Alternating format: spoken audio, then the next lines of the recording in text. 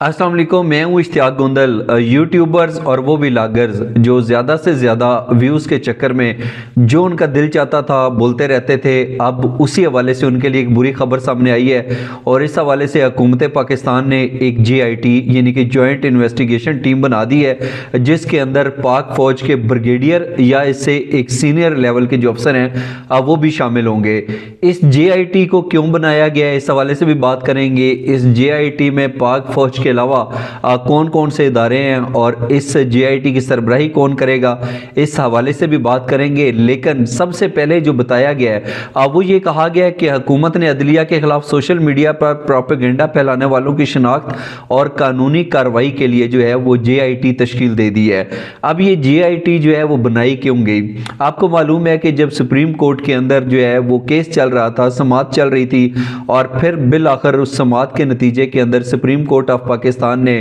जो Peshawar high court की तरफ से पाकिस्तान तहरीक इंसाफ को बल्ले का इंतखाबी निशान वापस मिला था, उसको कलदम करार देते हुए इलेक्शन कमीशन ऑफ पाकिस्तान का जो फैसला था उसको बहाल कर दिया था। और ये जो समाअत चल रही थी इसकी सरबराही जो थी वो तो chief justice supreme court of Pakistan Qazi Faez Isa कर रहे थे, लेकिन उनके साथ एक खातून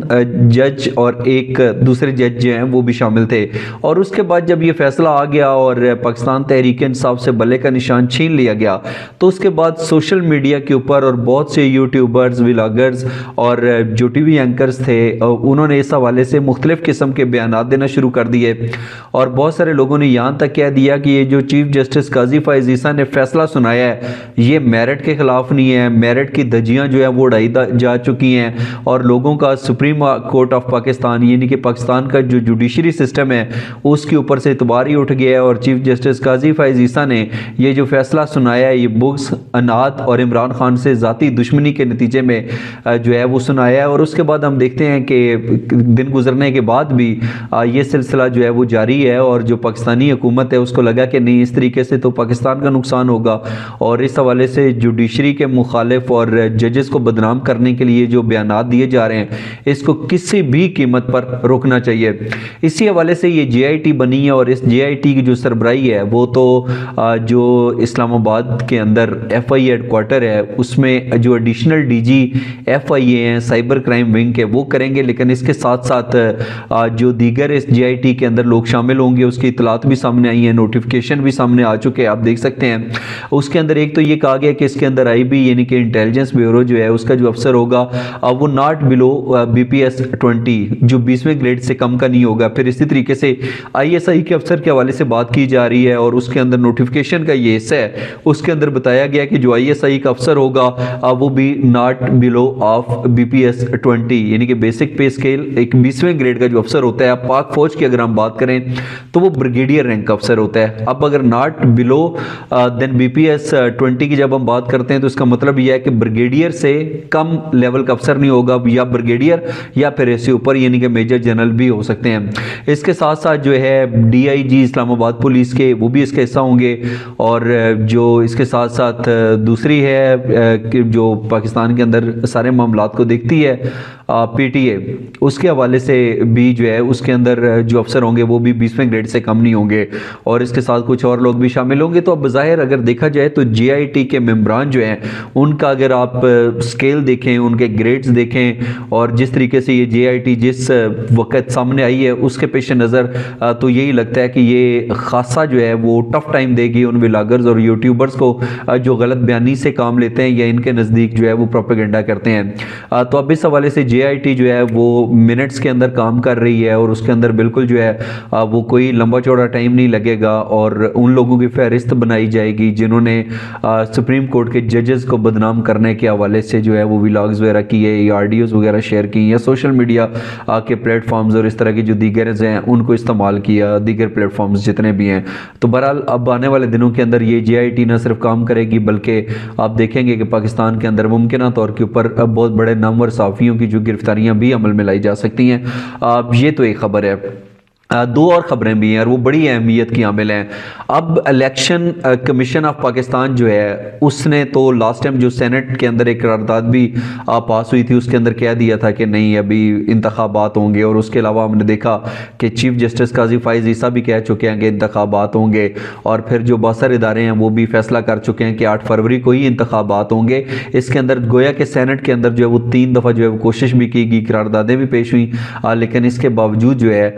वो इंतखाबात मुलतवी नहीं हुए। बताया गया सेनेट के अंदर के दहशतगर्दी के खतरात हैं और इसके साथ साथ सर्दी के अंदर इजाफा हो चुका है, लेकिन इसके बावजूद जो है इलेक्शंस 8 फरवरी को हो रहे हैं। लेकिन अब मेरे पास एक ऐसा एविडेंस आया है जिसकी बुनियाद पे ये इलेक्शंस ताखीर का शिकार हो सकते हैं। मैं वो भी आपके सामने रखता हूँ और फिर आप खुद बताइएगा कि क्या पाकिस्तान के अंदर 8 फरवरी को इंतखाबात होने के लिए जा रहे हैं या नहीं जा रहे। जब भी पाकिस्तान के अंदर इंतखाबात होते हैं तो उसके अंदर आपको पता है कि बैलेट पेपर्स और बाकी सारी चीज़ें जो हैं उनको पब्लिश किया जाता है, छापा जाता है और उसके अंदर अच्छे खासे पैसे भी लगते हैं, फिर कागज़ भी इस्तेमाल होता है। और उसके बाद अभी हमने देखा कि जब पाकिस्तान तहरीक इंसाफ से बल्ले का निशान जो है वो छीन लिया गया तो उसके बाद बहुत सारे लोगों को जो आज़ाद सीयत में इलेक्शन लड़ रहे थे, किसी को बैंगन, किसी को कुछ और पता नहीं क्या क्या इंतखाबी निशानात मिले। उसके बाद उनको लगा कि नहीं ये तो जो है हमारी अना के ख़िलाफ़ है, एहसास कमतरी में मुब्तला हो जाएंगे, लोगों को क्या क्या कर हम अपनी इलेक्शंस की कैंपेन चलवाएंगे। तो उन्होंने धड़ाधड़ जो है वो अपने इंतखाबी निशानात को तब्दील करने के हवाले से दरखास्तें और दीगर इकदाम करना शुरू कर दिए। लेकिन अभी जो है इलेक्शन कमीशन ऑफ पाकिस्तान ने एक प्रेस रिलीज भी जारी की है। उसमें कहा गया कि इलेक्शन कमीशन ऑफ पाकिस्तान जो है वो तीनों प्रिंटिंग्स कॉरपोरेशंस को बैलेट पेपर्स की छपाई का ऑर्डर दे चुका है और जो प्रिंटिंग का काम है वो शुरू भी हो चुका है। और इसके साथ साथ अगर इस स्टेज के ऊपर जो है वो तब्दील किया जाता है इंतखाबी निशान तो फिर बैलेट पेपर जो है वो दोबारा प्रिंट होंगे और उसके हवाले से वक्त भी महदूद है। और फिर जो है उसके अंदर जो कागज़ इस्तेमाल होता है वो कोई आम कागज़ तो होता नहीं है। अब फिर वो कागज़ जो है अब वो ज़ाया हो जाएगा तो उसके नतीजे के अंदर अगर दोबारा से बैलेट पेपर छपवाए गए एक वक्त ज़्यादा लगेगा और दूसरा ये है कि फिर वो इतना कागज़ का अरेंज भी नहीं हो सकता। कुछ बड़े अदाद शुमार भी अहम नोयत के मेरे सामने आए हैं जिसमें कहा गया कि 2018 के अंदर जो इंतखाबात हुए थे उसके अंदर 800 टन कागज़ जो है बैलेट पेपर्स की छपाई के लिए इस्तेमाल हुआ था और 2024 के अंदर ये जो है 2070 टन इस्तेमाल होगा। इसी तरीके से 2018 के अंदर 11,700 उम्मीदवार थे और 2024 के अंदर 18,059 उम्मीदवार जो है इस इंतखाबाती अमल के अंदर इंतखाबी अमल के अंदर हिस्सा ले रहे हैं। तो इन अदाद शुमार के पेश नज़र आप खुद देख लीजिए कि अगर इंतखाबी निशान चेंज होता है और फिर ये प्रिंटिंग दोबारा से होती है, कागज़ के अरेंजमेंट, तो फिर ये वो वजह है जो खुदा न खास्ता पाकिस्तान के अंदर इलेक्शंस की ताखीर का सबब बन सकती है। और मेरा ख्याल है कि इस हवाले से जो है वो अब फौरी तौर के ऊपर इकदाम करने की ज़रूरत है ताकि अगर हमने इलेक्शंस में जाना है तो फिर इस तरीके से अभी तजर्बे ना किए जाएँ जो मशकूक हो जाए या इस तरह की मशकूक सरगर्मियों के नतीजे में या इन चीज़ों को जवाज़ बनाकर इलेक्शंस ताखीर का सबब हों। एक तो इस हवाले से अपना कीमती फीडबैक ज़रूर दीजिएगा और तीसरा जाते जाते एक अहम तरीन बात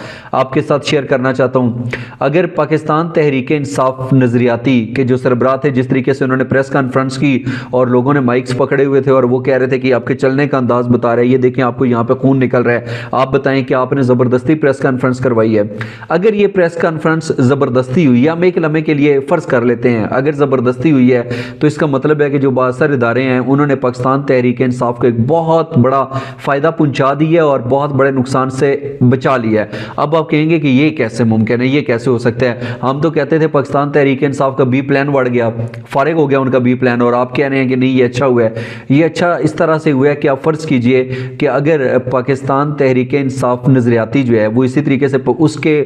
टिकट्स के ऊपर पाकिस्तान तहरीक इंसाफ के लोग इलेक्शन लड़ते, इन इलेक्शंस के अंदर वो नाकाबिल यकीन हद तक जो है